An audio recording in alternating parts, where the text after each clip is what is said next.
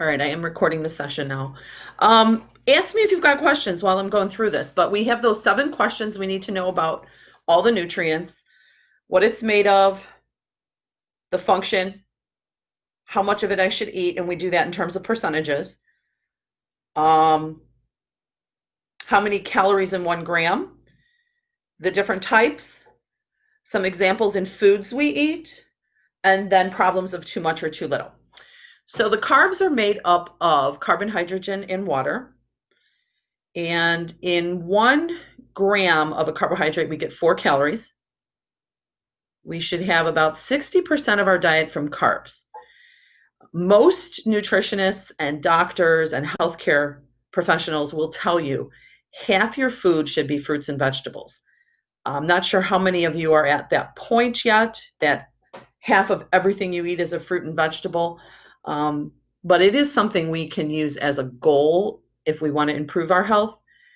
The other thing, the other thing that I could give you as a goal in terms of eating produce, fruits and vegetables, we really should try to get a minimum of 5 servings of fruit and vegetable combined per day. So I'm not saying 5 fruit and 5 veggies as a minimum, but together.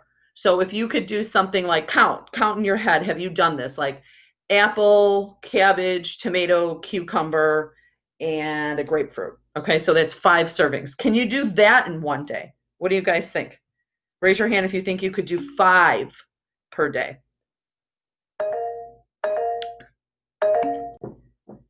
So yeah, that might be a more realistic goal. And in fact, we're going to study something called food plans in a couple weeks. A food plan is not a diet, but it is guidelines issued by different countries on how their people should eat to maintain their health. So almost every country has this. In the USA, they used to call it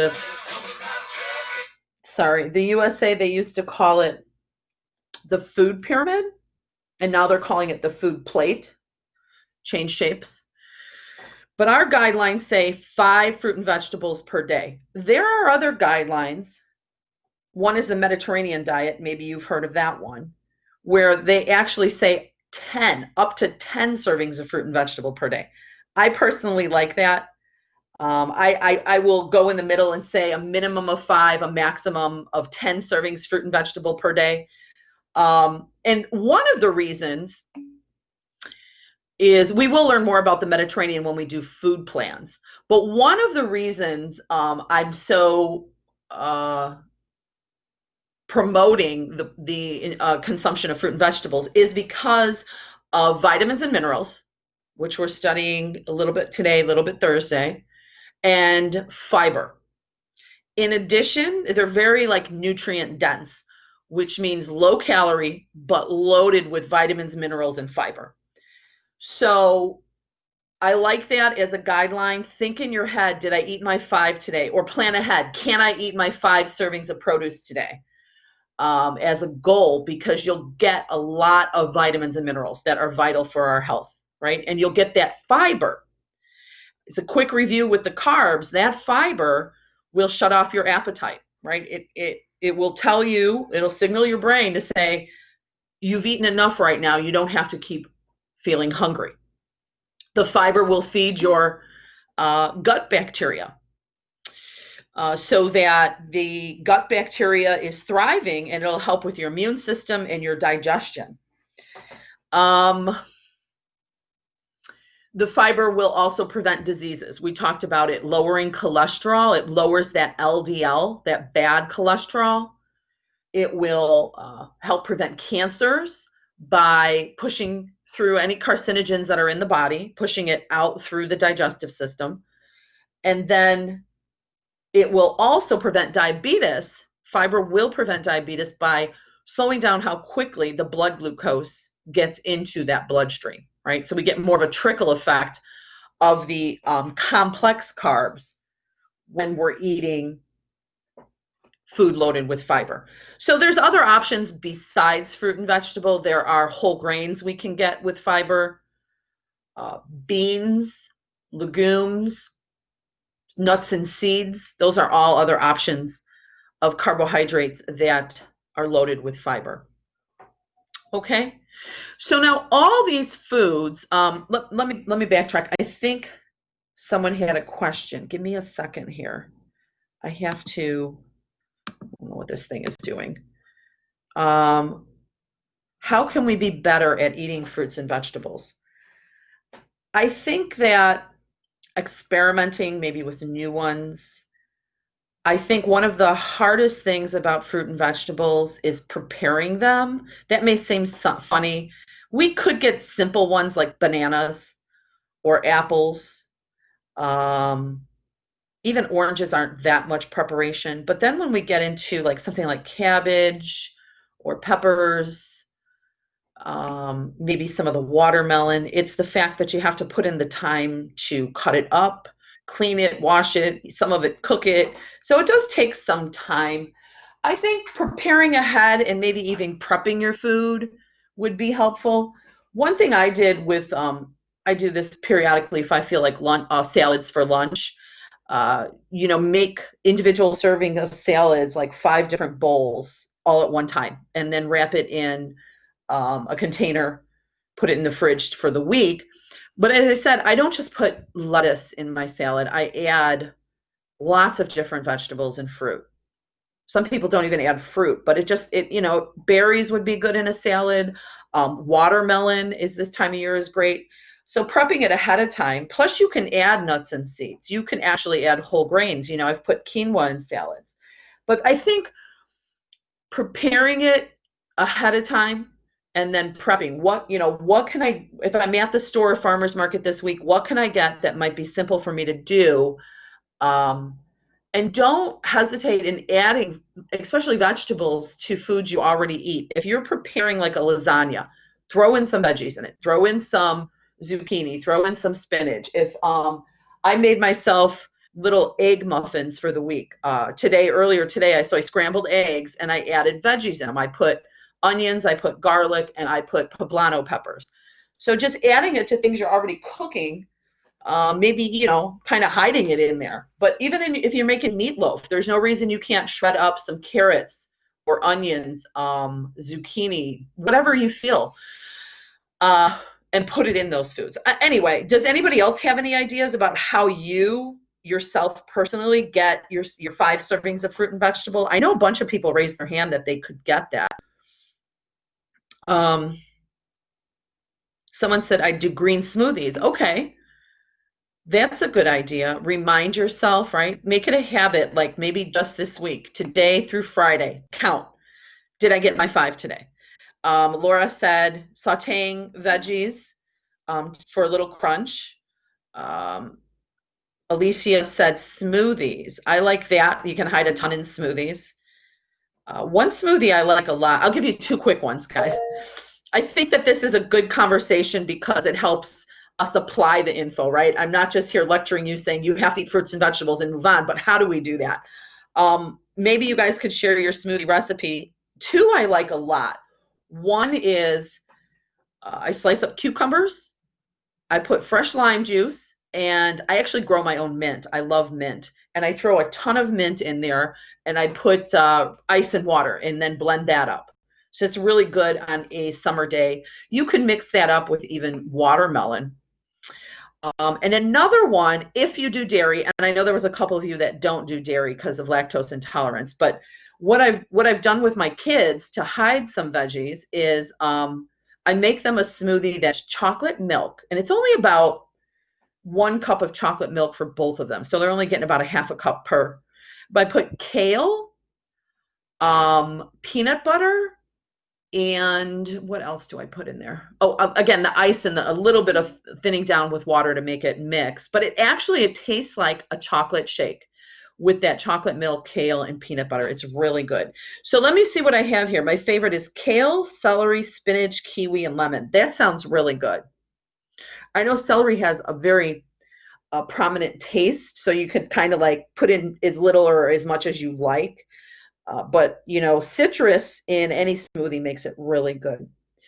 All right, a couple other ideas. Someone said I always eat fruit for breakfast. I've actually just within, I'd say, year, maybe 2. I'm not good with time and history, but I've actually started eating veggies with my breakfast. And one that I love is sweet potatoes. I slice them up and put them in the microwave for about 30 seconds just to soften them a bit. And today I had the sweet potatoes with a little almond butter and bananas on top, and it was fantastic. I know you're going to think this is weird, but I also eat radishes for breakfast. Tomatoes for breakfast, that's another way. Um, Let me read some of these comments here. Coconut water, kale, pineapple, strawberry, banana, blueberries, chia, and I'm thinking ginger. Oh, yes, Kiana had a good one. Lots of different berries, and then she has almond milk. My kids love that. I sometimes I give them almond milk. They do like their regular milk, but if I add any kind of berries with that milk, it's a great way to get, and we'll find out that's loaded with antioxidants. And here's one. Patty said 2-2-3 ratio, 2 cups of liquid, 2 cups of greens, and then 3 cups of fruit. So you'd have to have a really big blender. Patty, do you use a blender with that? Okay. Yeah. So, and that would last a while, right? You're getting quite a bit of liquid out of that. So how many servings would that be, Patty, with that 2-2-3 ratio? 2.5? Okay. All right, those are great ideas. And let's go back to what type of carbs these are. So if we picked on fruit, what type of carbohydrate is in them? Is it simple or complex? They are. Actually, I'm going to say both, right? I think both Philip and Patty were right here. The actual sugar within the fruit is simple, and that is fructose. Fructose is a simple carbohydrate. But why they're so good is they do have that complex carbohydrate called fiber. Right, the fiber is what making it complex. So that is a fantastic food to eat because the fiber will slow down how quickly that fructose changes over to glucose and enters the bloodstream. So we don't have a very quick rise in blood glucose when we're eating fruit. I know for me, one that I can overeat very easily is watermelon. If it's a good watermelon, and we only get it this, we're kind of probably towards the end of the season, Daniela, with the watermelon, but that's a good one. And you can make a smoothie with that even. And we'll find out when we learn about water as the 6th nutrient, that these fruits and vegetables, like 90% of what constitutes a fruit or vegetable is actually water. And then we're getting fiber, vitamins, minerals, and carbohydrates for energy. So Patty said black melons are always sweet. Very good. Now, if we picked on vegetables, what kind of carbohydrates are in the vegetables? It is complex. Laura said complex, and Patty said complex. So more nutrient dense than fruit, and meaning that there's less calories, but tons of vitamins, mineral, and fiber. So those fruits and vegetables provide us with lots of energy for our day. Does anyone know the other category of food that has complex carbs besides the vegetables that we've studied? Yes, it is whole grains. Very good. And on this sheet that I have on your screen, it's oatmeal, brown rice, wild rice, quinoa, bulgur, whole wheat, spelt, barley. There's also some whole grains in like beans as well, so you can add that in there. Those are great options for carbs. Now, who knows the type of carbs that we need to moderate or kind of minimize in our diet? You can have a few, but only like 10-20% at most of your diet should be these type of carbs. Corn is a grain, Patty. And we want to eat that, in its natural form, like corn on the cob or canned corn, frozen corn, things like that, rather than processed corn, because you could process the corn and make corn meal, which a lot of the fiber would be removed. Potentially, I guess you could make whole grain cornmeal. Popcorn is great. Popcorn is a great snack. It's a whole grain, and believe it or not, it has a lot of vitamins and minerals as well. So popcorn is great. You can use an air popper. Someone told me with the popcorn, you can actually put it in a brown paper bag and put it in your microwave. I don't know if that's true. Patty, yes, it is. I may try that someday. I do have about a 20-year-old corn air popper that I use. But what are the type of carbs we kind of want to minimize in our diet? Does anyone know? You could verbally say it or raise your hand, put it in the chat room. Laura said we want to minimize the simple carbs, which is table sugar. That is correct, Laura. The table sugar of sucrose. We want to avoid like high fructose corn syrup. They actually could create fructose in a lab. That's typically what's in Gatorade, believe it or not. So we want to minimize those simple carbs that are not coming from fruit. Dairy carbohydrates, again, 1 or 2 servings per day, but we don't want to overdo it with the dairy carbohydrates, which would be the lactose. And then the other carb we want to avoid, besides our sugars, would be what? Anyone know?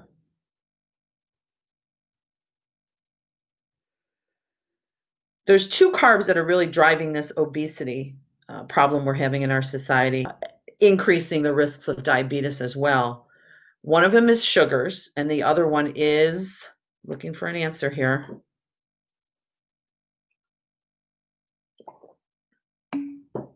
No, not salt.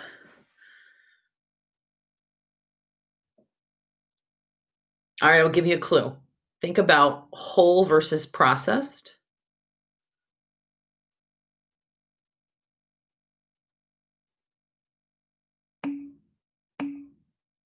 No, not trans fat. We're only talking carbs right now. So it would be processed grains. Remember that? And the processed grains is basically flour. So the grain is actually complex when it's grown. The wheat, barley, bulgur, corn, it's all whole when it's grown. But then those companies process it and they take away the bran and the germ, and all that's left is flour. And when we process a grain, it acts just like a simple carb. So our processed white flours, and be careful, they will also add to breads and bagels and some processed foods. They'll say whole wheat flour. If it says flour, it's processed. But they try to add that whole word in there to confuse you. So whole wheat flour, anything with the word flour at the end has been processed. The bran and the grain is removed. So we want to minimize the flours and the sugars. Those are the 2 carbs. Now you can eat them. Don't get me wrong, right? I'm not up here preaching I'm perfect. I eat flour, I eat sugar. And again, it's trying to find the balance where 80% or more of your food is of whole natural varieties, or healthier foods rather than all our foods being processed. And it could become easy to get in that trap when you go shopping. You go grocery shopping and you're just surrounded by processed foods. It becomes easy to get into that trap of all of a sudden most of your foods are processed rather than the other way around. So if we're aiming again like 80% of our foods healthy, give yourself some leeway. 10-20% of your foods could be that processed variety. Okay? So that's really the story of carbs. Depending on what type of carb you eat, whether it's simple or complex, and how much of it you eat, will dictate how fast your blood glucose rises. Okay? And we want our blood glucose to be between 80 and 120 for most of the day. When we have our 3 meals, breakfast, lunch, dinner, it could go over 120 slightly, and that's normal, going up to 130, 140, 150. What will happen is your insulin will take the extra blood glucose, put it in storage. Okay? If you exercise and are very physically active, we're talking like 30 minutes or more of physical activity per day, plus your normal activities of daily living, if you're doing that, you're going to put that extra glucose in your muscle, and it's stored as muscle glycogen. If we're not physically active, the extra blood glucose will be stored as body fat, and that's what we need to watch. That's why we don't want to be just ingesting lots of sugar and flour all day long. So watch your beverages. There are some researchers out there who say that liquid sugar is what's driving, this diabetes and diabetic problems. If we don't eat for long periods of time, we have that opposite hormone, glucagon, that will go to the storage sites. It goes to muscle glycogen. It goes to fat. If we need energy, the glucagon will remove the storage sites of carbs and put it back into the bloodstream as glucose, right?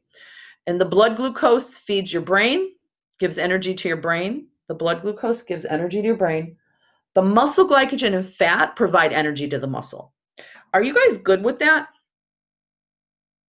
That whole story? Yes. Yes. Any questions? You could raise your hand.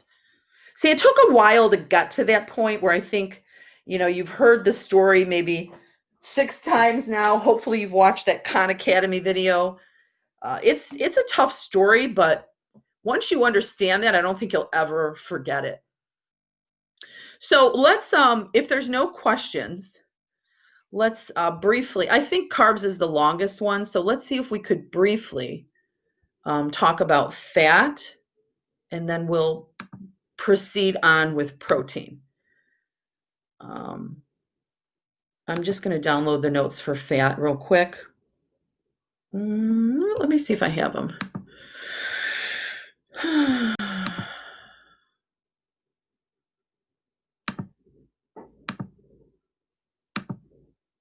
Okay.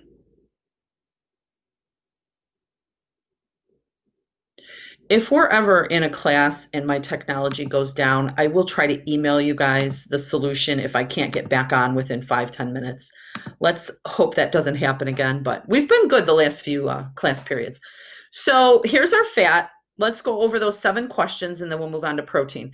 Fat is made of glycerol and fatty acids, and it's sometimes called triglyceride. 1 gram of fat provides us with 9 calories. About 20% of your diet should be fat. And of that 20%, all of it could be the healthy kinds. So the functions of fat, it will build your brain and nervous system. It will protect your heart. If it's the healthy kind, it will carry fat-soluble vitamins, protect your organs, insulate your body, and give us a concentrated source of energy. So there are 3 natural kinds: saturated, unsaturated, polyunsaturated. I believe you know this, right? The one that we want to minimize is saturated. That's animal fats. There's a whole group of nutritionists that will say plant-based diets are the healthiest way to go. They do want us to minimize animal-based foods. I'm not a vegetarian. I'm not a vegan. I know people that are. They're very healthy.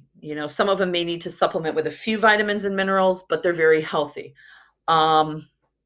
We've talked in this class the first week of school, culture sometimes impacts the food choices we have. Am I correct? Yes. So in my culture, believe it or not, all the males in my family are hunters. They've hunted deer, they've hunted pheasant, they've hunted goose, they've hunted. My husband is a hunter. So for me to say I'm going to completely give up animals is probably not realistic. But what we do is kind of use them as our side dish, right? We're not going to consume half of our food as meat or half of our food as an animal product. So, and I could back up my choice of diet by saying this. Saturated fat has been in the food supply system for years. And I have evidence, which you'll see in the class, that chronic diseases of cancer, diabetes, and heart disease really did not start until, gone bad with history, guys, but like 50 years ago.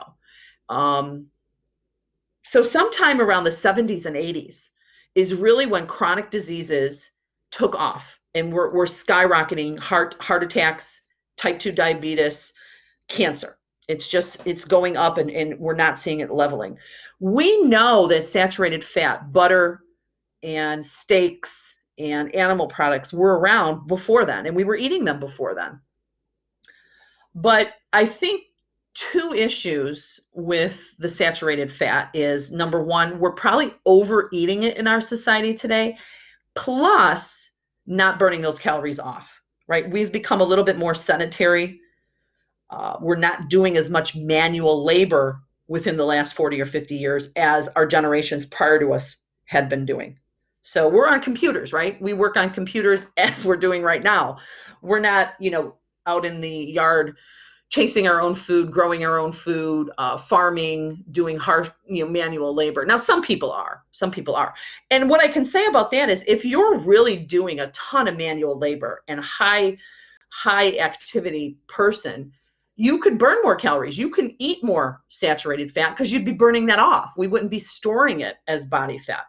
But once you're getting into a more moderate or sedentary lifestyle, we have to really watch that. We have to watch the saturated fat. So getting to the okay fats, those are the monounsaturated, the type 2. It says unsaturated fat right here. Those are monounsaturated. They're okay to eat. They're not going to make us sicker. They're not going to make us healthier. And then we talked about the healthiest of the healthy, which is the polyunsaturated fats, omega-3 and 6 fatty acids. We need them both. You want to eat the omega-3s to decrease inflammation, the omega-6s to promote the inflammation. And with a balance of both omega-3 and 6, our body stays healthy. With that healthy fat, we're going to maintain the integrity of our brains so we don't lose our memory, so we don't get mental illnesses and depression. We're going to maintain the health of our heart. And believe it or not, just like fiber, this healthy fat lessens your appetite. When you have that, your brain's searching for it. Every day your brain's like, where's my healthy fat? When you put it in, the brain is happy and kind of shuts down your appetite and says, all right, we're good now. We can move on. And if you notice, some of these foods like nuts, seeds, dark green leafy vegetables, which have healthy fat, also have fiber. Other sources, salmon, mackerel, tuna, that eat sea vegetables. So try to make sure you're getting these omega-3s. Some people do supplement. I don't know if any of you do with omega-3 fatty acid pills, or when my grandmother was alive, she used to make me have cod liver oil.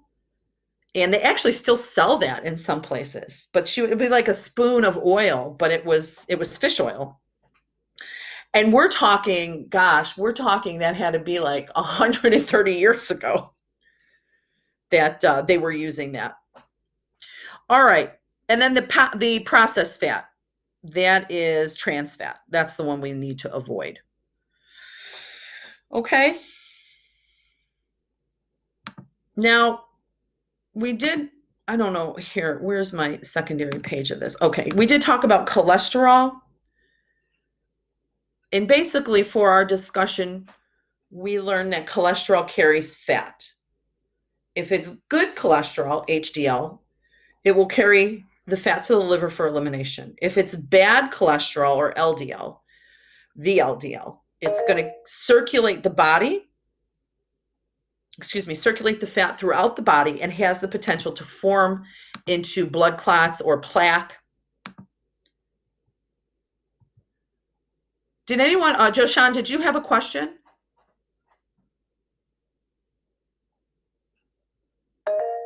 Okay. I did a little while ago, but I forgot the question already. I just put my hand down. I thought it was down, but I think it went back up.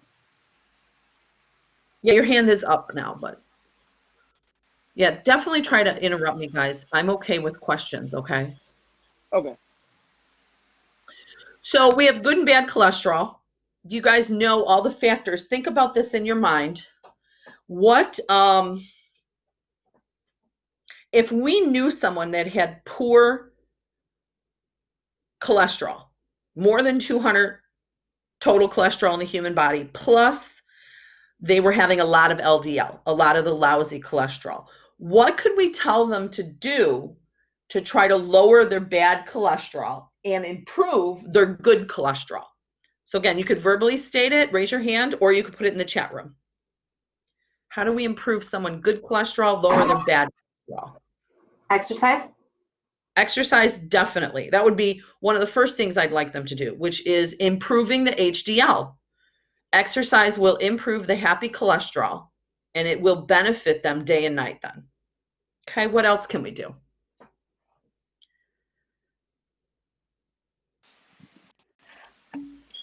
Put them on a healthier diet. Yes, and what would we tell them to eat, and what would we tell them not to eat? So Laura had one idea. She said eat oats. That would be, again, if I could convince anyone with high cholesterol one food to eat, I would say oats. Right? Now, if you don't like oats, we got to find something else, right? Yeah, I would say more high in proteins. I mean, more high in like I would say like more vegetables, because Yes. vegetables they burn acid, and your body produces a lot of acid. So the one thing that you try and get away from is acid, because that's what kind of causes all the high blood pressure to flare up and stuff. Yes, so vegetables would be a great choice. And you're talking about the acidity level in our body going down when we're eating Yes. the vegetables, and also the fiber. Any food with high fiber is going to help your cholesterol levels. It's going to lower the LDL. There was a cereal, Cheerios, you probably know. Cheerios used to claim if you eat this, you're going to have a healthy heart. Its competitors were like suing them. They said, oh, you can't say that, blah, blah, blah, blah, blah. Well, what they said was it's the fiber, right? So any cereal, whole grain, that has fiber, vegetables, fruit is going to work to lower cholesterol. And then I'm looking here. Don't eat processed food. That would be good, Philip. We want to minimize our total fat intake, because the more fat we eat, especially that trans fat or saturated, the more cholesterol our liver has to make. And if we're not exercising, or we've got bad genes, if we're under stress, if we're not sleeping enough, your liver's going to make LDL, right? So lifestyle factors impact whether your liver makes good or bad cholesterol. I hesitate to say lifestyle factors. Don't forget genetics. It's a combo of both. Some families, everyone's got high cholesterol, and their livers are just making LDL, which is unfortunate. We could still try to get them to do the healthier behaviors: adequate sleep, exercise, stress management, avoiding drugs that are unnecessary. And then that liver has a better option to make the good cholesterol. So that is really the story on fat. Does anyone have questions on fat? No. Okay. All right. And so now we did a lot of protein. We did a lot. I'm going to share my screen so we could go to the PowerPoint for protein. We should be able to finish protein and then have an intro to vitamins and minerals today. Let me get to my protein PowerPoint. Okay, does everybody, should see it now. Do we see a protein? Yes.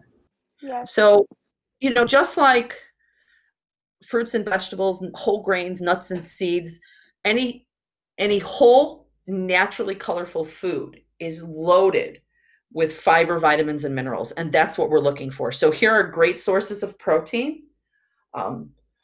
We have nuts, beans. There's actually, it looks like chickpeas on here, lentils, some other type of maybe kidney bean.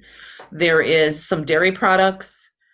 Those beans and whole grains and dairy products, you're looking at maybe 8 to 15 grams of protein per serving. And that would be like, for the beans and nuts, I think it's half a cup is a serving. The dairy is usually 1 cup of milk, 3 ounces of cheese, half a cup of cottage cheese. And those are moderate protein foods, the whole grains, nuts, seeds, beans, and dairy. The higher protein foods would be the meats that we see here: fish, poultry, beef, pork, things like that. And those meats and fish have about 25 grams per serving, which is the size of your fist. Here's what the proteins are made up of: 20 different amino acids. And the function is to build and repair all tissues of the human body. It will build your hair, your muscles, your ligaments, your skin. 4 calories in 1 gram, because it will convert to a carb if needed for energy. Meaning if you had no carbohydrates whatsoever, you were gone, you had no muscle glycogen, you weren't eating carbs that day, you would convert protein into a carb through gluconeogenesis and use that carb for energy. But otherwise, protein just builds and repairs tissue. So about 20% of an active person's diet should be protein, and the textbook has 12 to 20%. So we're looking at 60% carb, 20% healthy fat, 20% healthy protein. This is just some references for those numbers. When we left off last class, you guys found out how many grams of protein you were supposed to get based on your weight and your activity level. So most of us are somewhere between 50 and 100 grams. And to find out, just as a review, in case someone missed or needs a quick review, to find out that equation, it would be you take your weight in kilograms, and to find that, pounds divided by 2.2 will give you your weight in kilograms. So we take our weight in kilograms and we multiply it by a factor, anything between 0.8 to 1.7. Most, I'll quote the textbook, most moderately active people will be fine with 0.8 or 1 gram per kilogram of body weight. So you like your easy math, go with 1. If you're highly active, or you're an individual who needs more protein, and let me tell you what groups of people need more protein. Obviously, somebody who is doing weightlifting, who is doing sports, who is building tissue. But another group would be someone who was injured, right? Let's say you had surgery, you broke a bone, you're recovering from a C-section, you need more protein. So you would want to go with the higher end of 1.7. If you are recovering from an illness, you will need more protein during that temporary period of time. The other group, would be pregnant women. They're building not only their tissues, but then also the babies. Breastfeeding women, same thing. So there are certain groups that need more. In nurses, future nurses that are in here, when you get a patient in the hospital, if you're working in that setting, they're going to weigh that patient when they get into the hospital and when they leave the hospital. We do not want people losing weight when they're in the hospital, but it happens. People that lose weight upon being discharged from a hospital double their chances of being readmitted. So we want them to eat enough food. And one of the foods we focus on is protein, because that person's sick, right? Something's going on where they need to build and repair tissues, whether it was a trauma, a surgery, immune system illness, something. So what they will do, especially for people who can't tolerate food, is they may give them that liquid beverage of Boost. I don't know if Ensure is another name. If they could tolerate that, sometimes they're just feeding off of a feeding tube, believe it or not. But in that supplemental beverage, it is carbs, fat, and protein at the perfect level. What we're lecturing on is 60% carb, 20 protein, 20 fat. It's at that level. I've actually seen patients where the nurses will bring them in a food tray, right? And say for breakfast, it has patty, it has oats, it has eggs, maybe it has some dairy products. But the patient will, the nurse will actually sprinkle a protein powder on the food itself to get them to eat more. So those kind of things we have to be aware of when someone is repairing. And then just for your own instance, let's say you broke a bone, unfortunately, or you had surgery. Do an extra serving or 2 of protein every day to help you repair. So my question, here's the equation. My question for you guys is, Do you think you can eat enough protein? Let me get to this chart real quick. Based off of this chart, and you could Google this as well, I think your discussion question for last week in said, do you think you're getting enough protein in your diet based on what you're eating? And if you are, then you wouldn't need to eat any supplements. If you're not, then you may need those supplements. That's really the answer. So, and it changes based on what's going on in your life, right? Our protein needs. So I just want to kind of dispel this myth. Certainly, people who are athletes or lift weights need to eat protein, but they don't need 50% of their diet being protein. They don't need above that 1.7 grams per kilogram of body weight. You don't. Now, what ends up happening is clearly the more calories you burn, the more protein you need, the more any nutrient you need.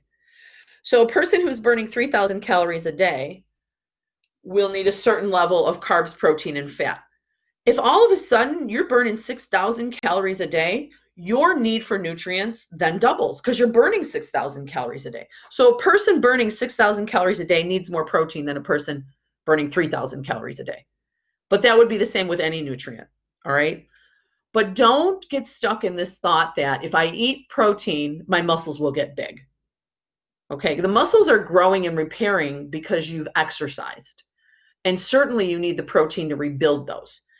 If you consume too much protein beyond your needs, it will turn to body fat. We don't need that.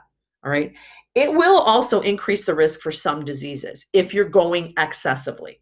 So I don't want people wasting money on supplements if in fact it's counteractive to what their goal is. So here, what happens to extra protein? It's converted to fat, broken down and excreted from the body. When we break protein down and excrete it from the body, it does have what's the word I'm looking for?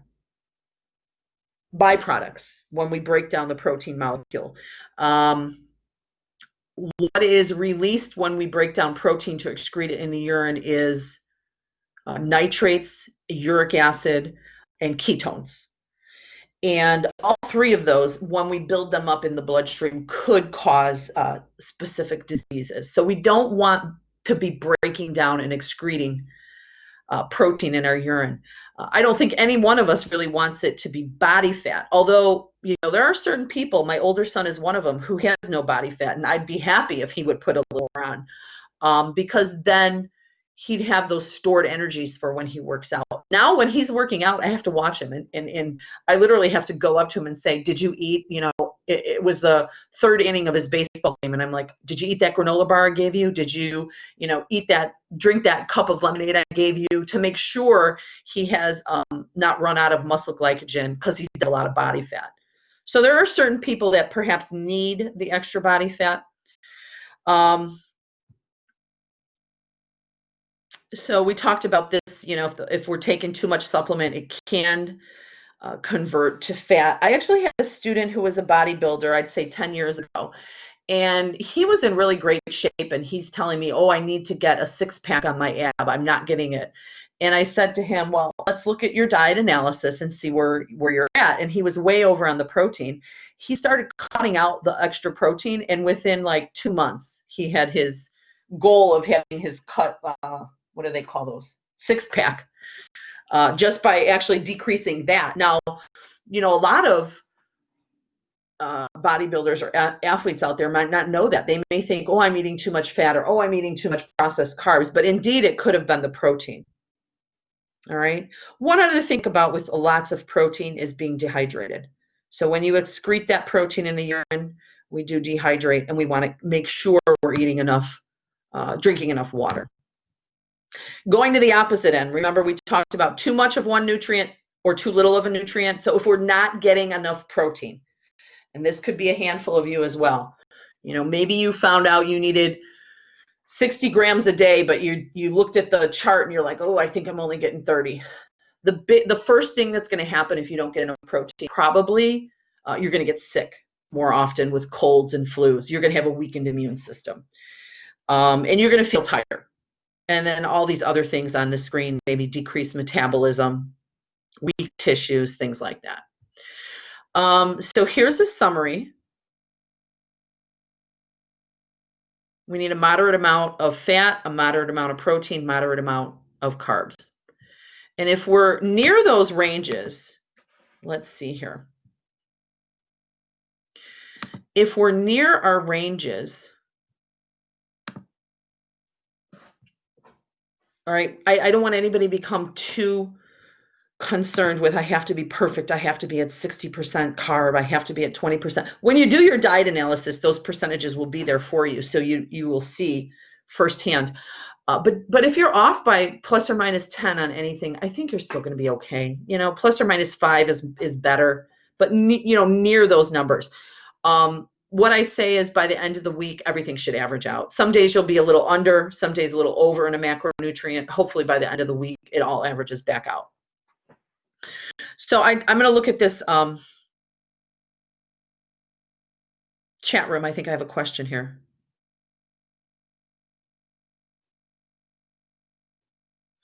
So Patty's asking, when should we eat the protein?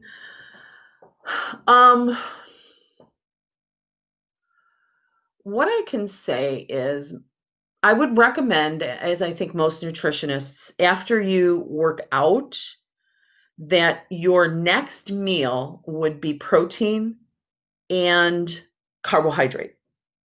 The protein will help the muscle build and repair, the ligaments, the tendons. Let's be realistic. It also helps your cells build and repair because your cells are being stressed during exercise. Your heart cells, your lung cells, those things need to build and repair. And then the carbs is going to replenish the muscle glycogen so that you have an adequate store if you want to work again later in the day or the next day. So most people say carbohydrates and protein in your meal after working out. If you can't, don't not eat after a workout. If you're trying to lose weight, sometimes people say, "Oh, I'm not going to work out," but you need something to maintain the energy for your brain.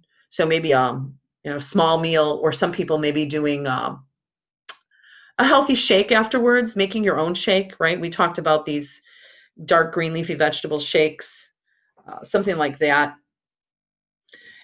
It would be your choice whether to pick a simple or complex carb.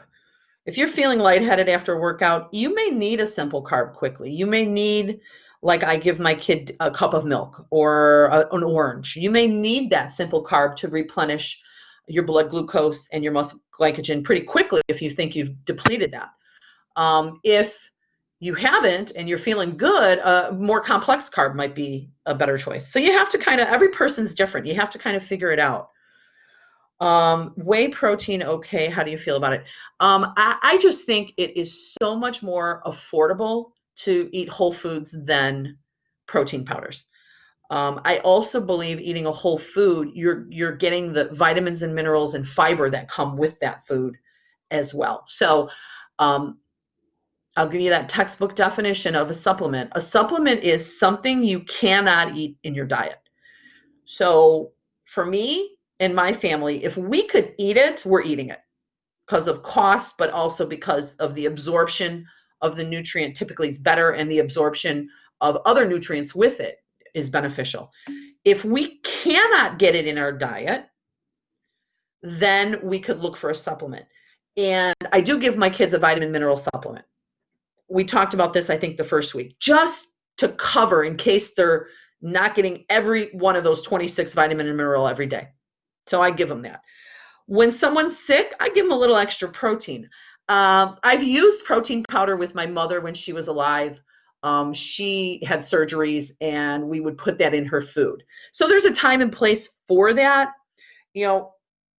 Some of us ladies, if we get pregnant and have kids, you do not have an appetite. Like, I thought I was going to be able to eat right away after giving birth. It was brutal. And so maybe you go for a protein supplement at that point in time.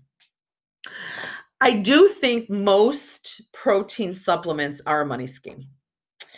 But there's people that do need the supplement, and you just got to decide when is it appropriate and when can I get it from eating, right? If you could get it from eating, go that route. If you can't, You need a little extra boost. I worked with a basketball player once. He was burning, I think, like 7,000 or 9,000 calories a day. It was ridiculous. I think he was 8 foot tall. He worked out all day long. He couldn't eat that amount of calories. So for someone like that, I'd say, okay, well, let's do that. Let's put a protein scoop of powder in your smoothie. I don't know the brands, to tell you the truth, Patty, because I don't buy them. When my mother was alive, we bought they were little pouches of something. I don't recall their name, but you could probably ask or look it up online for reputable sources. The thing with supplements, and Patty, this is a great question. They're not regulated by the FDA. So you're taking a risk believing what they're giving you is really what's in it. And that would be the same with any kind of supplement, not just protein. The FDA does not regulate supplements because they don't have the workforce and money to employ people to regulate every supplement out there. If you've ever been in Walgreens GNC and you've seen the number of supplements, it's crazy. Too many supplements. They don't have the manpower to regulate all of them. So they regulate food and they regulate whole foods and things like that. But as far as buying a protein supplement or a creatine supplement or glucosamine chondroitin, we don't know what's in the bottle. We hope they're telling us the truth. Let me look at something real quick. There was 2 companies that a naturopath told me. Give me a second. One is called Nature Made and one is called Now, Now. That if I buy a vitamin or mineral supplement, the naturopath said that they're decent companies. So we've actually done all 3 nutrients and macronutrients. We've finished all 3 macronutrients. And I want to talk a little bit about, unless someone has questions, we'll do an intro to vitamins and minerals, and then we have all day Thursday to finish that.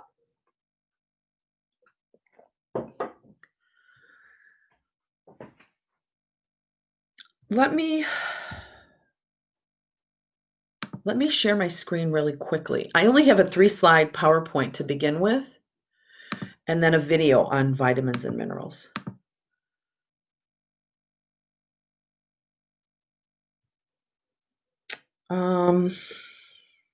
Here it is. So vitamins and minerals is a PowerPoint here real quickly. They do a lot of things. I'm not going to read everything here for you, but what I can say is a vitamin or mineral is a helper. It helps the body do everything it needs to do. So when we eat food and convert it to glucose or amino acids, whenever we eat foods and we need to use those nutrients, vitamins and minerals help. Vitamins and minerals help our immune system. They will help build and repair our tissues. They will help us utilize water and electrolytes. They help us do everything. We could survive without them, but every function of the human body would be slow or not work right. So think of vitamins and minerals as helpers. They don't have any calories. So when that's why it's a micronutrient. The macronutrients of carbs, protein, and fat have calories. The micronutrients are vitamins, minerals, and water. They do not have calories. So think of them really as our helpers. And I focus a lot of my research on how vitamins and minerals help the immune system. I think they're the fountain of youth, and you'll hear about that today and also Thursday. There's 4 groups that we're going to study. Real simple, the difference between fat and water soluble vitamins are where they're stored in the human body. 4 vitamins are fat soluble, A, D, E, and K. So fat will transport and store vitamins A, vitamin D, vitamin E, and vitamin K. The B, it's a lot of B's, the B vitamins and C are water soluble. So they're stored in our water. Now, the difference between this fat and water soluble really is, can you store it in the human body or not? So anything that's fat soluble, which does include minerals, we can store that in our human body and we can use it tomorrow or next week. We have a storage site of it. But the water soluble B's and C we cannot store because we actually urinate our body water out, I believe, every day or every 2 days. So we need to replenish those almost every single day, or you'd be deficient in the B's and C. So that's really the difference here. I'm under the firm belief if you eat your vitamins and minerals, you cannot reach a toxic level.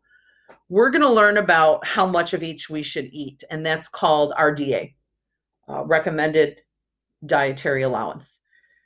And they also have something called an upper limit, which we shouldn't go over this amount for every vitamin or mineral, or we'd have some toxic effects. I don't think you'd ever do that with food unless you did something against your common sense.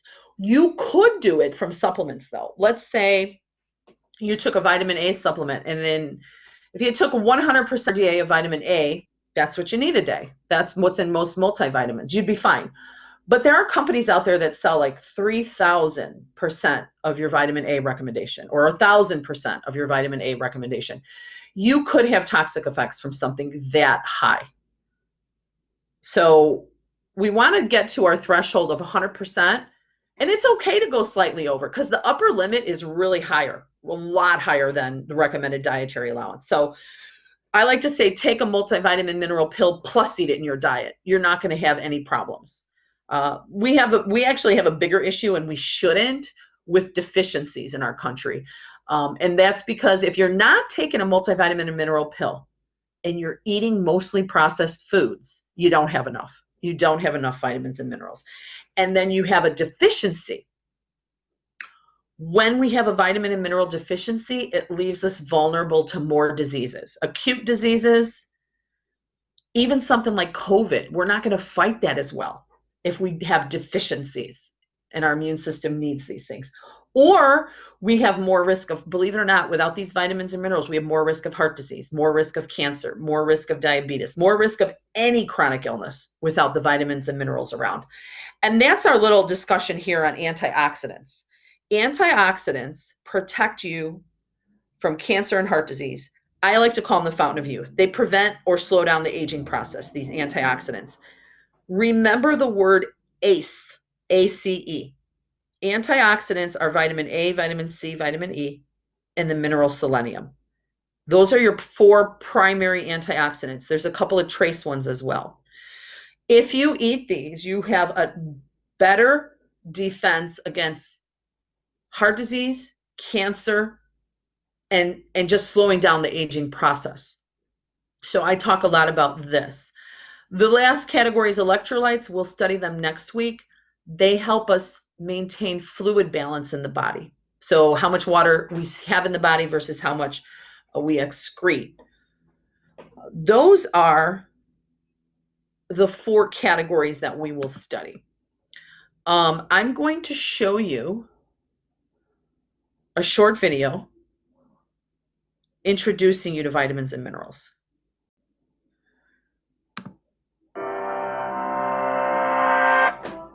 A, C, E, D, B, K. No, this isn't some random out-of-order alphabet. These are vitamins, and just like letters build words, they're the building blocks that keep the body running. Vitamins are organic compounds we need to ingest in small amounts to keep functioning. They're the body's builders, defenders, and maintenance workers, helping it to build muscle and bone, make use of nutrients, capture and use energy, and heal wounds. If you need convincing about vitamin value, just consider the plight of olden days sailors who had no access to vitamin-rich fresh produce.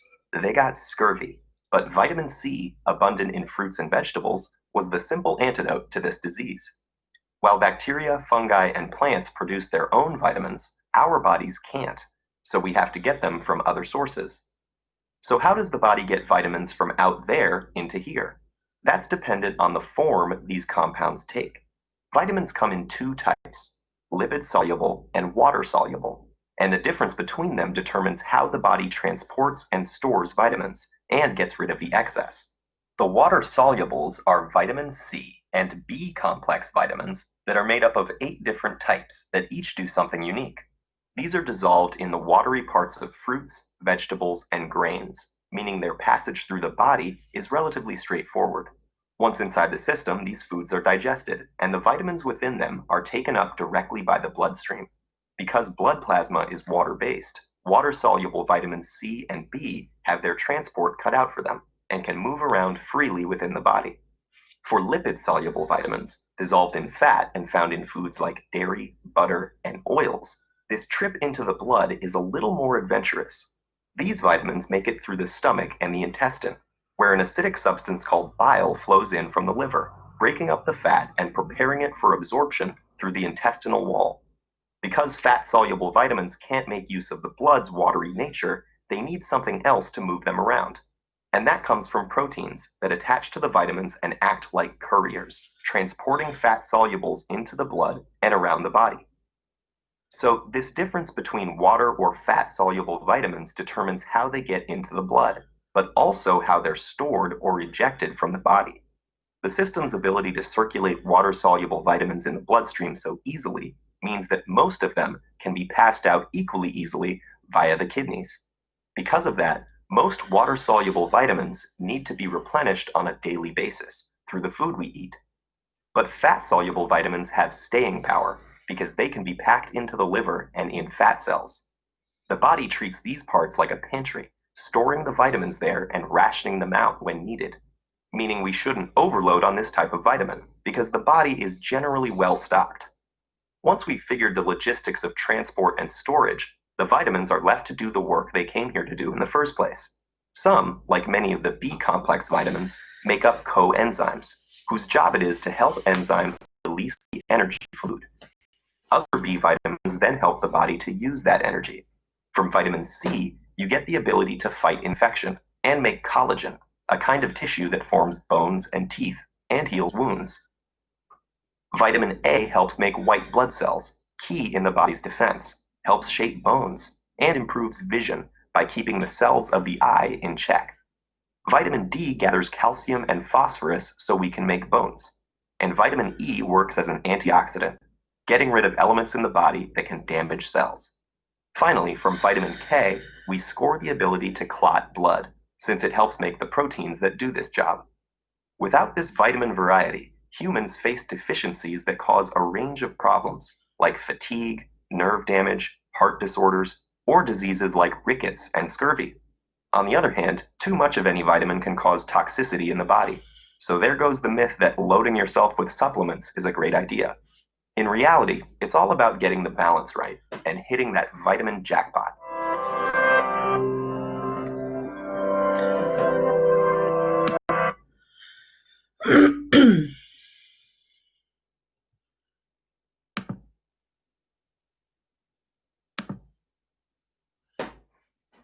Okay, what we're going to do,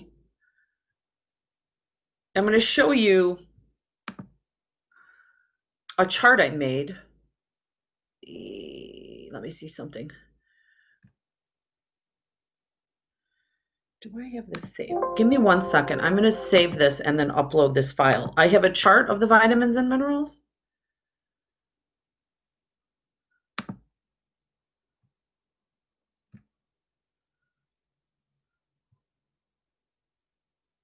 See, I thought it was there. Let me see. I want you to each pick, if I could find this, let's see something. Oh, for God's sake, hold on.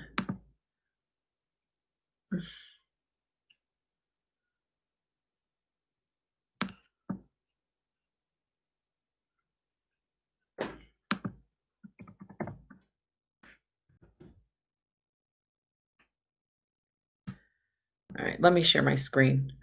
I can't find the file I've saved. I want you each to pick at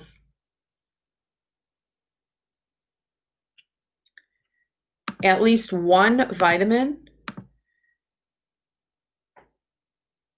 And these are in my notes. Can you see my sheet right now, guys? Yes. Okay, so I have on my notes, this is instructor notes. a list of all the vitamins and minerals. And as you can see, there's quite a few. I want you each to pick at least one of these and do a quick assignment for me for next time. You're going to tell us the name of the vitamin, its function, its RDA, remember recommended dietary allowance, that's how much we should get in a day, and also add to that what kind of foods we can eat to get this in our diet. So the goal at the end of Thursday is we'll have a list of healthy foods that if we eat these healthy foods every day, we should get all these vitamins and minerals. All right? So I'm not going to ask that you memorize every single function and percentage of RDA for each one of these, but you should know that we're trying to get 100% of the RDA for each vitamin and mineral. And if we get 100%, that equates to these individual values. So 100% of vitamin E is 30 international units. 100% of vitamin A is 5,000 international units. 100% of vitamin C, 120 milligrams. So we're aiming for that 100% of what we need in a day. And you're going to create a list of the foods that we can eat for that particular vitamin and mineral. So it's in my instructor notes, but I do want to tell you in your textbook, it does a fantastic job for every one of these vitamins and minerals. They have a chart, and the chart will be a visual bar graph listing the RDA and then what foods what foods we can eat to get that particular vitamin or mineral. So use your textbook for this short assignment. Again, I want you to pick one or two vitamins, tell us the function, the RDA, and foods that those vitamins could be found in. Okay.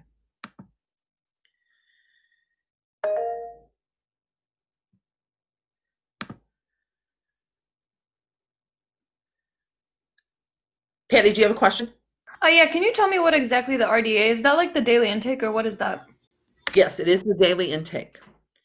So for, let me see here. I'm not sharing the screen, but I'm using my cheat sheet here. I don't have these all memorized as in the daily value. But for vitamin A, it's 5,000 international units. So what I know is I'm aiming for 1,000% of my RDA for vitamin A. And if I read a label, it will tell me how much vitamin A is in the product, but also it'll tell me what percentage of it is. So if I eat like one serving of almonds, it might be 50% of what I need for vitamin A. So I know 2 servings of that, I'd get what I need for the day. So it's the daily value. It's 100% of what you should get in a day. And each vitamin and mineral has a different amount.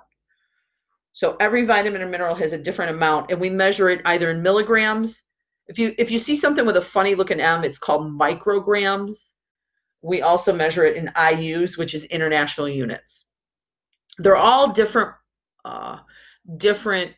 units that we could actually convert from one to another. So it really doesn't matter if you come in saying milligrams or international units.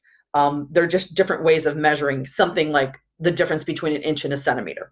We could still measure it either way. It would just be a conversion for those things. So for Thursday, what we're going to do is I'm going to lecture a bit more on antioxidants because those are my favorite things. Antioxidants are really your fountain of youth. It's A, C, E, and selenium.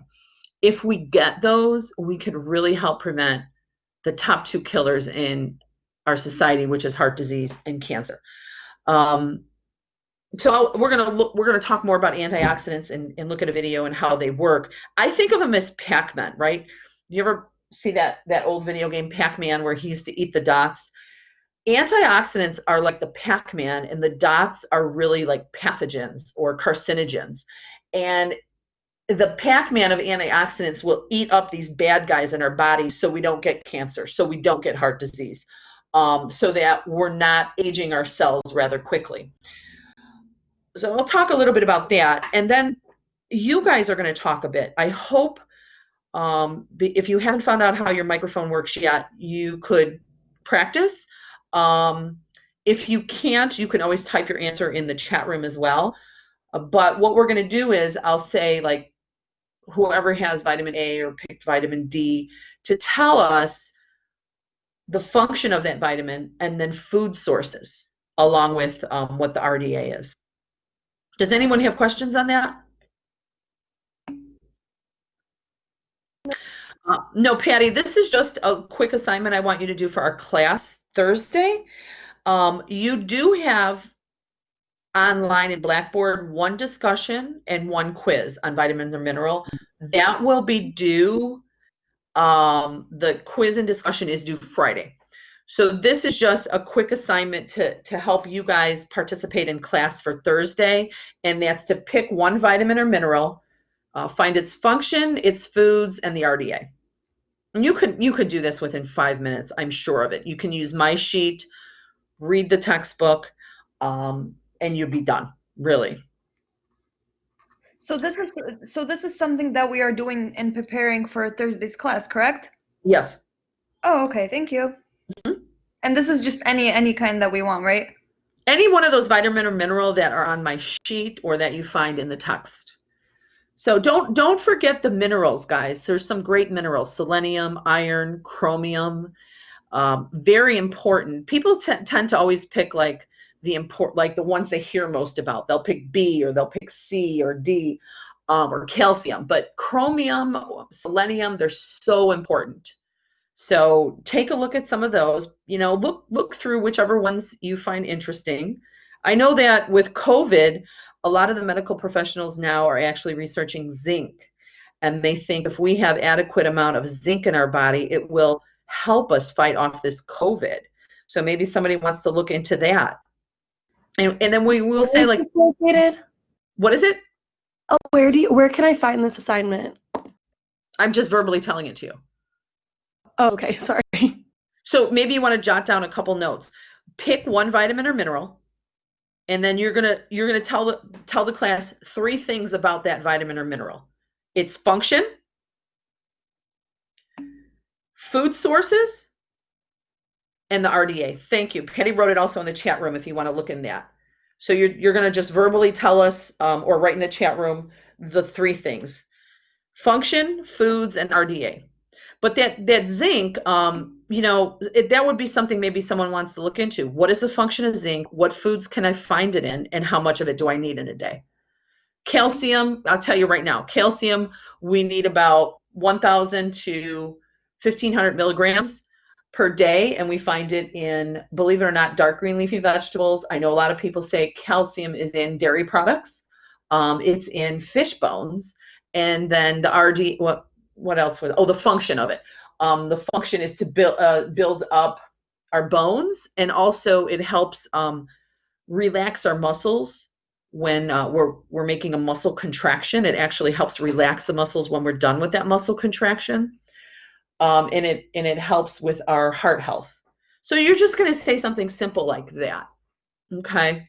Nothing extravagant, like a minute or 2 at most is what you're going to be sharing with each other. All right? Any other questions? Stick around because class is over. If you came in after I did attendance, raise your hand so I can look on my sheet. If you came in after 11 o'clock, I will name you when I check you off. Okay, Laura, I have you. Patty, I have you. Victoria, I have you.